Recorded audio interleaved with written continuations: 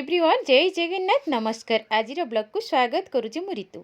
सांग माने चलतु आज गोटे देसी खाइबा देसी रेसिपी आपण मान सहित शेयर करी।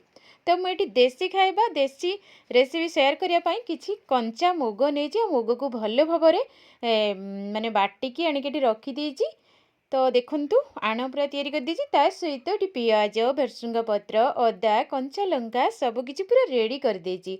आ भेरसुंगा पत्र को आपण मैंने भल भाव देखूँ केते कौली छन छन हो पूरा भेरसुंगा पत्र ता सहित देसी स्टाइल रे आज बनैबी। तो सांग मैंने देखूँ मुझे चुली लगे दीजिए आ चुली रे बनैबा किसी गोटे आइटम चलतु आपण मान सहित शेयर करुँची। आज रेसिपी जदि आपण मानक भल लगुए निहाती भाव में सुंदर सुंदर कमेंट सहित आपण मानकर भल पाइबा कमेंट बॉक्स रे भरी देबे। तो सांग मैंने एठी मोर चुली पूरा जली गलानी आ टावा भी ताती गलानी ता सहित मुग को बाटी रखी।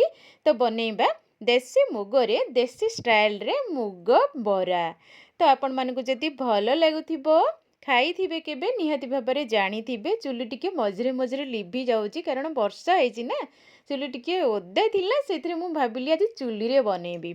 तो मुग को बाटेकी भल भाव में बन दीजिए ता सहित शाशु माँ पूरा रेडी होगी बसी जाइए टावा सेका मुग बरा खाइबापी। तो तांको मुझे दे बसिक से खाऊँ। तो आज रेसिपीटी जदि आपण मानकु भल लगुए ओडिया घरर देसी खाइबा आ पुणी चुली रे तैयारी तो निहाती भाव में सुंदर सुंदर कमेंट आ सुंदर सुंदर भल पाइबा कमेंट बॉक्स रे भरी देबे। सांग माने एठी मोर शेष होई। नमस्कार बाय बाय।